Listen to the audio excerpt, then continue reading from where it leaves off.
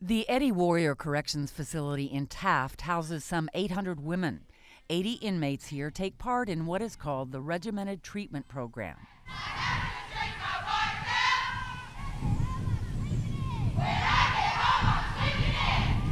The most recent analysis from the Oklahoma Department of Corrections shows this program has the lowest survival rate when it comes to recidivism. In other words, 42% of these women will return to prison in 3 years. A small group of women here at Eddie Warrior are living in Dorm 1 and are taking part in a relatively new and different treatment program called Helping Women Recover Beyond Trauma. So how's everybody doing today, ladies? Great. Okay, great. That's great news.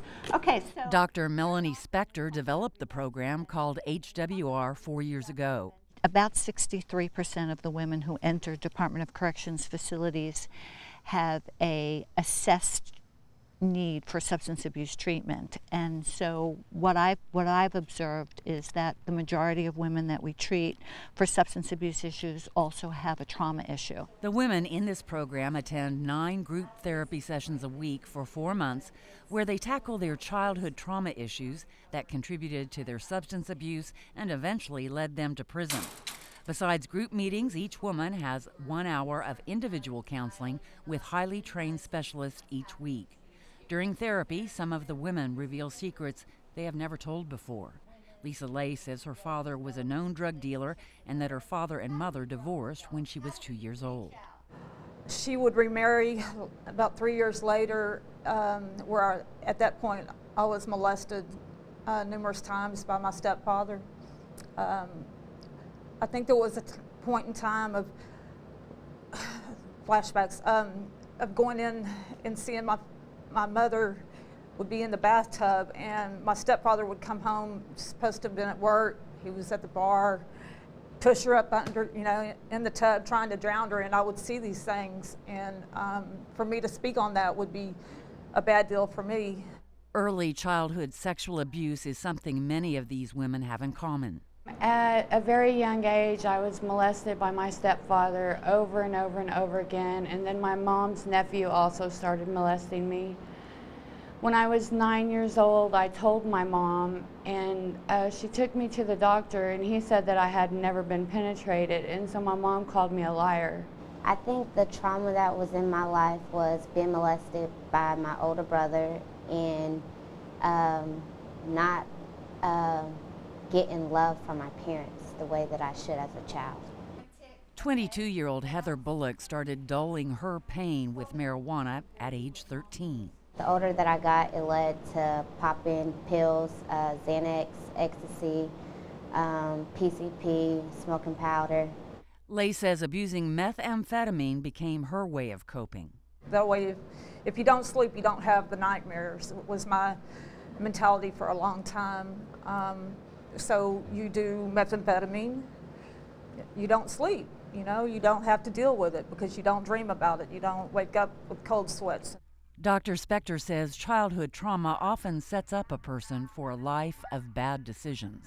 What we know from science today is that children who are traumatized develop an inability to modulate their emotions and to make good decisions.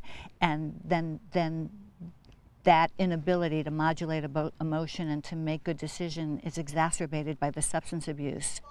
Lisa Tambunga never wanted to be an alcoholic like her father, but she became one. And it's believed her childhood trauma only escalated her addiction. When I was younger, my dad used to shoot up the house, chase my mom down the road shooting at her, beat her. I ended up, when I was younger, my friend's dad's the police, and I ended up calling the cops on my dad 3 times, but my dad needed it because I didn't want to see my mom abused. I didn't want my brothers and sisters be abused like I was, so I had to take it into my hands. The trauma is intergenerational, where they come from families of substance abusers, they come from families of people who have been incarcerated. That just makes their early childhood experiences that much more severe. Peeling back the dark layers of parts of their lives is something these women do together. I had never dealt with any of the issues that started out whenever I was a child, and through the HWR program, I have worked through some of those issues. I'm still working through them today. Every day is a step forward for me. It just made me realize that I did have a problem, and it helped me, the one-on-one counseling helped me to dig down to the root and find out why, I had the problem. During their stay together, the women also experienced discipline and structure. Daily bed checks are a way of life, so are chores and following orders. But this program also asks for the women to exercise kindness for each other and themselves. And here, they learn coping skills to deal with their trauma triggers and substance abuse cravings. I heard you say positive affirmations. We've heard a lot of those today. I've taught you breathing. Juanita. The Serenity Prayer. The Serenity Prayer, absolutely. Our spirituality. This is not a religious program, but it's a spirituality. Thinking positive instead of negative, and when we start to think down, try to think of something that makes us happy. Spiral up, use our tools, think, be mindful, be present in the here and now, and be focused. After this session was over, it was time for lunch in the cafeteria, a time to meet with friends and have some downtime. And as Dr. Spector took us on a tour of the campus, it was evident that her trauma therapy program is in great demand. Several inmates stopped her, asking if they could get in the program. We aren't showing their faces because they did not sign a release form. Have you gone through your case management? I'm court-ordered balance on completion. Your court-ordered balance on suspension. And Nikita, yes, okay. I remember. Okay, we're going to try everything we can to get you in.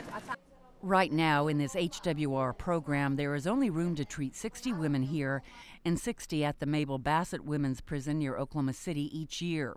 The program would not be possible if it weren't for private financial gifts. The George Kaiser Family Foundation is its largest benefactor.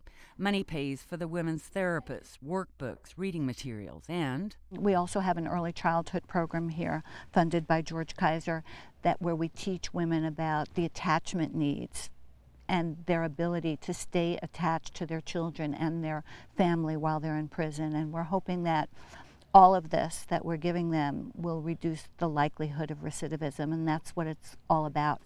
All of the women who agreed to talk with us were anxious to share photos of their children and grandchildren.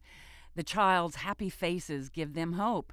The pictures are also reminders that these women in prison were also once innocent and did not ask for the circumstances they were born into.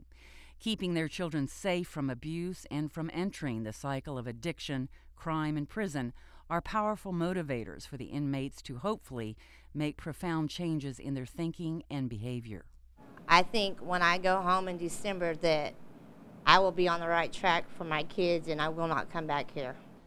The program is still maturing, and next year they will begin an independent audit to measure its success. I know of a few women who have taken our program who have come back, but I also know that the majority of our women have not come back, and now we need to prove that statistically through an independent audit, and that's forthcoming. The HWR program has been the best drug treatment program that I've ever been in. I've been in several before, but I just never quite got it. Getting it could mean a one-way ticket home to create productive lives for themselves and their children.